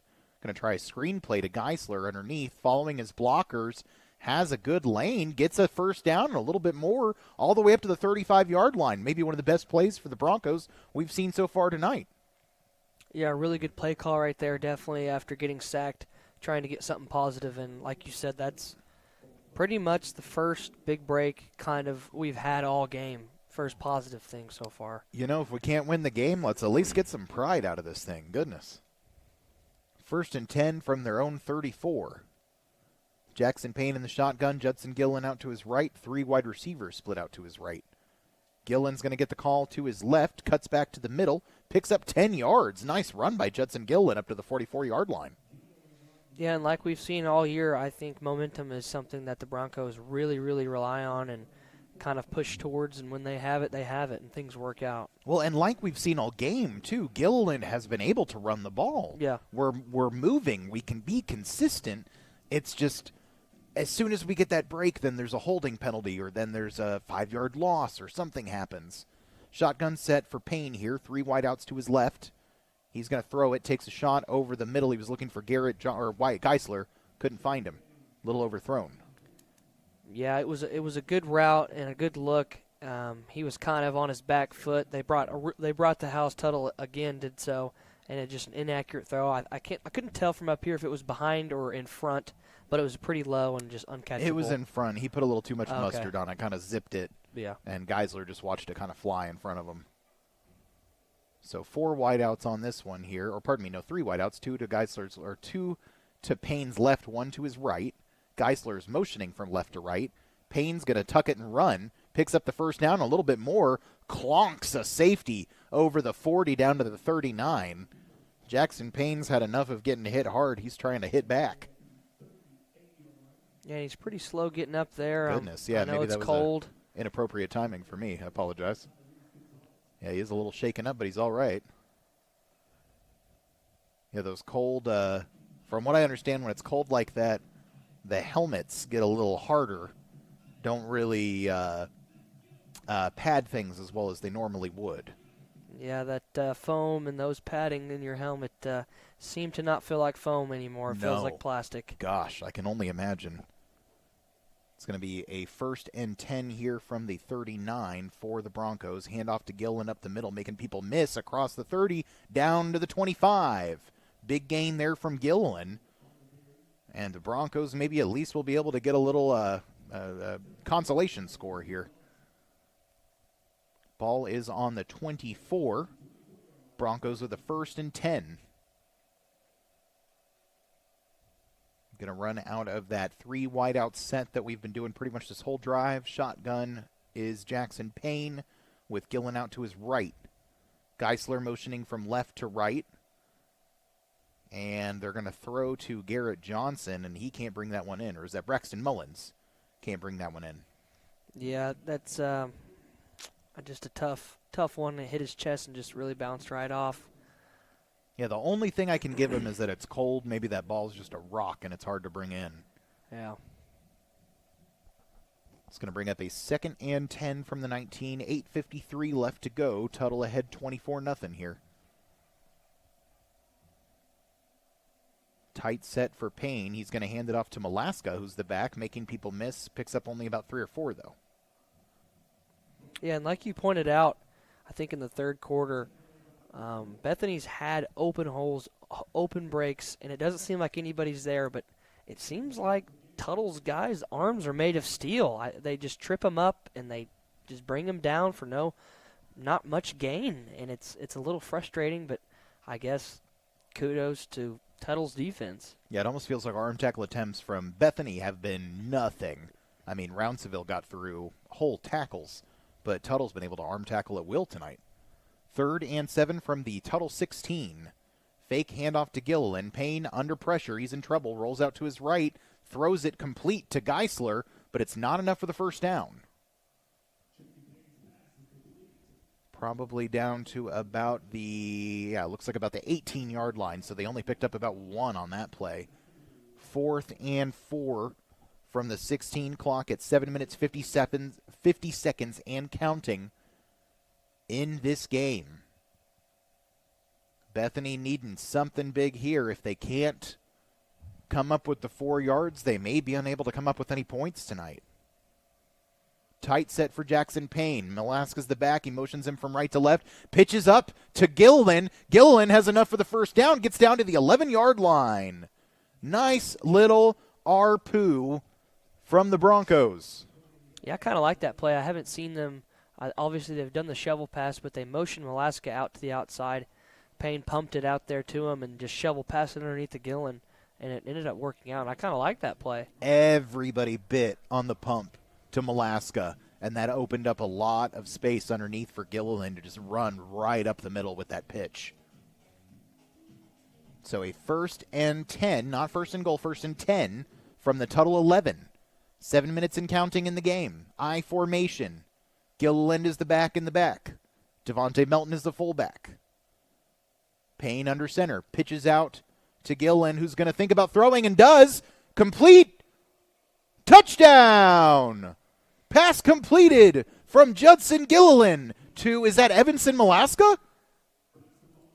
Braxton Mullins for a Bethany Broncos touchdown at the very least. I think they're waving that one off. Oh, you've got to be kidding me. I thought so.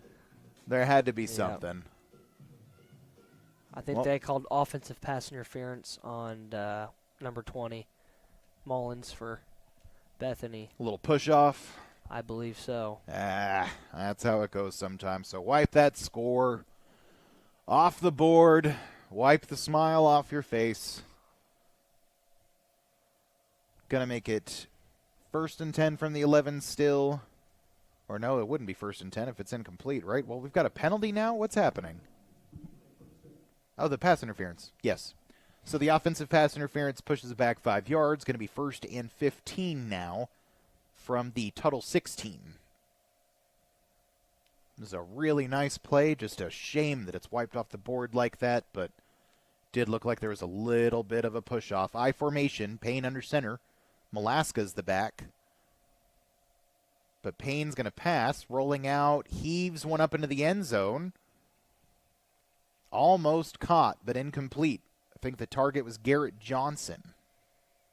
Yeah, it was kind of a roll left design, kind of looking for Gilliland, and he just, again, had pressure. He can't make an accurate throw with people on your back. Very similar, the whole thing, to the interception.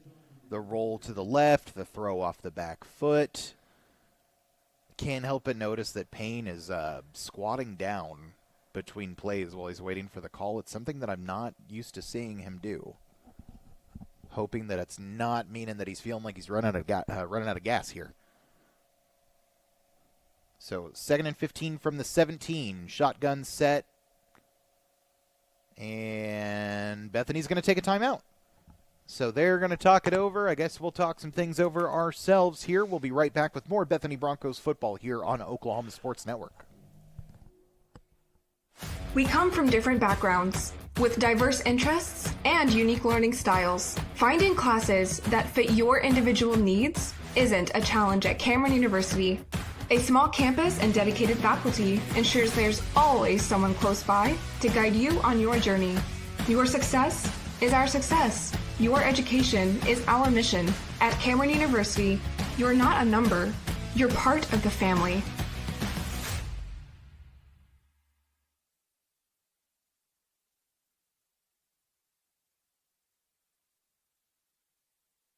Telecast or any pictures, descriptions, or accounts of the game without the Oklahoma Sports Network's consent is prohibited.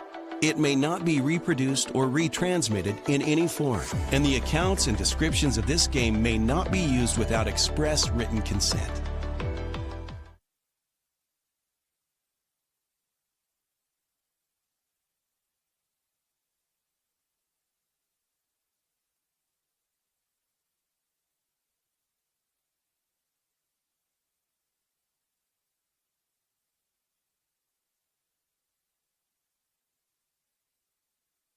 Back here in Yukon, Oklahoma to watch the Bethany Broncos take on the Tuttle Tigers in this 4A semifinal matchup. Tuttle is ahead 24-0, but Bethany trying to get back into this one. Jackson Payne in the shotgun set on 2nd and 15, runs it up the middle, picks up about 4 or 5.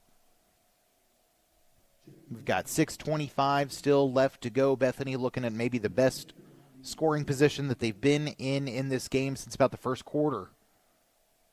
Had a touchdown pass from Judson Gilliland to Braxton Mullins, wiped off the board earlier due to a offensive pass interference call on Mullins So Bethany still looking for their first score. Down 24-0. 6 minutes left to go and counting. Shotgun set, Jackson Payne. Gillen to his left. Geisler motioning from right to left. No surprises. Geisler's the target. The defense knew it, too, and they jump up and defend that one easily. Pass incomplete. Yeah, and being a former quarterback and seeing that throw that Payne just attempted, usually you would put kind of a bullet pass or two ball on that. Not a lob. It was kind of a slot wheel route, and you try to want to stick it on him, but it didn't seem like a comfortable or very intentional throw from Payne. And that's something that I haven't seen him do all year. Yeah, it's really surprising the amount of poor decisions that Payne has made tonight under duress when we're just really not used to seeing that from him. 4th and 13, roll out left, Payne under pressure, and batted down. Tuttle's going to Do you want to know what I just saw? One. What? They tried to do what OSU did a long time ago. He tried to catch it when it was sailing out of bounds while he was in the air, and he tried to throw it back inbounds. And nobody was there to catch it. And I haven't seen anybody try to do that since then. Tuttle tried to do that? He just wow. did that. He trying jumped to out get of somebody bounds. an interception. That's crazy. Well, it does look like Tuttle's going to move on to the state championship, most likely here. 5 minutes and 45 seconds left to go, and they're going to take over at their own, 15-yard line. Elgin, meanwhile, beating Wagner, last reported 27-10 at East Central University Football Stadium, where we were just a couple of weeks ago for the quarterfinal matchup against Ada. So is looking like Tuttle will be taking on Elgin in the state championship at University Central Oklahoma here in a week.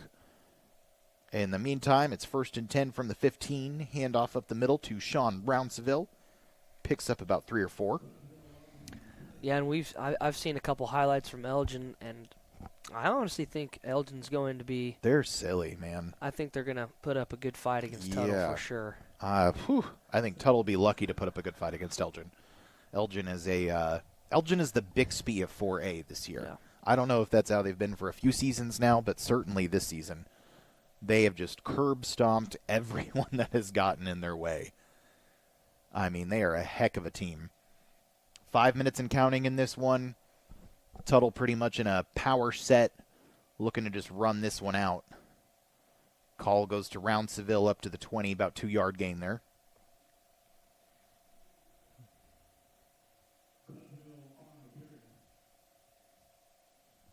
Tough sledding here for the Broncos tonight. Really felt like we had a good shot at winning this one, especially with the level that these guys had played at the past couple of games. Had a good optimism about this game and that it could be different from when we faced off against Tuttle earlier in the year. And it was different, but not in a good way. Same deal with their defense really just stifling us, and their offense able to do something different against us in this game. They threw a lot, put the ball up in the air, and down the field a lot in the previous matchup, and tonight they just ran it straight up the middle, gassed our guys completely, and really worked out. And then when they needed a couple of big plays on the outside, a throw to C.J. Simon here, a pass here or there to those buddies of yours, Jalen Lane and Jordan Lane, those guys really showed out tonight. And, the guys that needed to make plays for Tuttle made plays. On top of that, they had some guys pop up that made plays that you wouldn't necessarily think could do so, and you need that to really push you over the top in a matchup like this. Meanwhile, Bethany's guys that usually can do it didn't quite do it. Gillen had a good game on the ground, but couldn't get into the end zone when it really mattered, and that's not really on him. But just some play calling didn't quite go our way. And Jackson Payne really, they rattled the heck out of him. And when your field general is discombobulated, that just takes everything away from your offense. Yeah, absolutely. And, I mean, you kind of got to give your hat off to Gillen. I know he's had a great season. He definitely had a great game tonight. He's still back for one more. I know he's back, but for this game, offensively, I think it's his. Yeah. Kudos to Jackson Payne, though. Yeah. Jackie Payne, as he has been incorrectly called so many times this season on PA announcements. Great guy, great quarterback, good safety. Let's not fault him on that. Just we couldn't quite do the things tonight that we needed to do to get over this Tuttle hump, so to speak. So we've got 2:25 still remaining here in the game. Tuttle is looking at a 3rd and 4 from their own 30. I suppose mathematically the comeback could still happen. It's a 3-score game, Brendan. It's a 3-score game. You just need 3 touchdowns and 3 conversions. Well, unfortunately, in 2 minutes this and 9 isn't, seconds. Tom Brady's Patriots. No, and this is not me playing Madden with both controllers plugged in and just doing whatever I want. McAdoo getting a little handoff on the right side, picks up maybe 1 or 2 yards, but it is going to bring up a 4th down for the Tuttle Tigers. Minute 50 and counting here on the clock, on the game, on Bethany's season. They're unfortunately most likely going to walk out of here without having scored a single point. Minute 33 left to go, just counting down. Tuttle will most likely knee it out, run it out, and everybody will go home.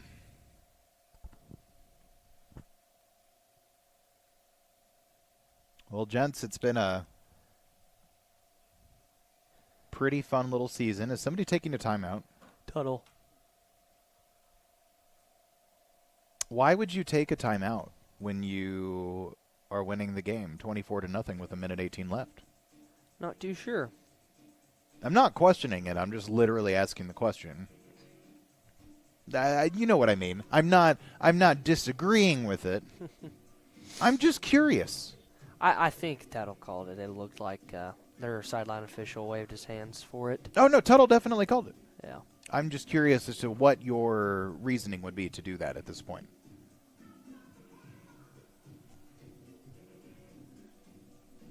Any feasible explanation? We got anything? I think water break. They may have let the play clock run down and weren't going to call another play. They didn't want to. Yep. You know, that would actually make sense. That's a pretty reasonable explanation. And it is 4th down. So yes. Yeah, 4th and 1. Minute 18 left to go in the game. They are going to punt it here. So punt return for a touchdown. Anyone? Bueller. Back to return looks like Jagger Weaver. Nope, it's Brock Cross, and he's going to wait for a fair catch. Down at about the 22. So minute 12 still left in this one. Tuttle still ahead 24-0. They don't take points away.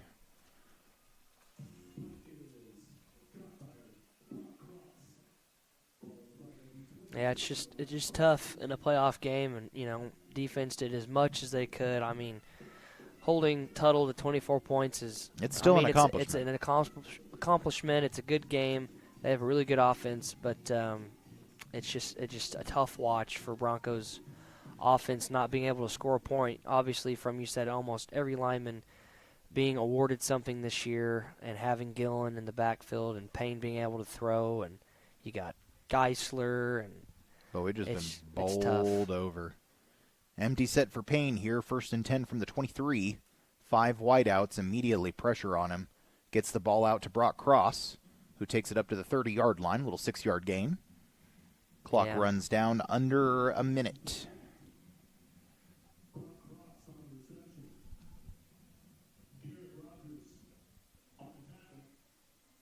$50 seconds exactly.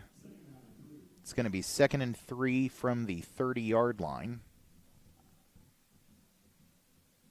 Shotgun set again for Jackson Payne. He's got Gilliland out to his left. 3 wideouts. Fakes the handoff to Gilliland. Under pressure, and Payne goes down again. My goodness, back at the 25, he is sacked. With 25 seconds left to go, and counting. Man, that's a tough way to go out. Your last play, a sack, but... I was going to say, I think that's probably going to do it. I don't think they're going to get off another one. So as the clock counts down to end the season for the Broncos, oh no, they're getting down on the ball. Maybe one more here for Jackson. Motion out to the left is Geisler. Payne's going to throw it. He's pointing downfield. Heaves it over the middle of the field, and it's nearly intercepted. Pass is broken up, and that's going to do it, folks. The game is over. The clock has reached 0. Tuttle's going to move on to the state championship game versus Elgin. They win this one 24-0 tonight. Hard-fought effort by the Broncos, but they just couldn't quite do it in the end. Well, gentlemen, that's going to do it for us on the season. We'll probably be back next year, but yeah, it's definitely been one to remember. Yeah. Very, very grateful for the opportunity and having a great crew. Thanks, guys, for listening and listening to our, I wouldn't say biased commentary, but very. No, we're very biased. We're extremely biased. Just a fun year. But yeah, it's been a good one. We appreciate you very much, y'all, and we'll see you next year for more exciting Bethany Broncos football. For Jordan Rodriguez and Brennan Rodriguez, I'm Philip Rodriguez, and shout out to Keegan Maddock, who couldn't be with us tonight. He was part of our crew all year also.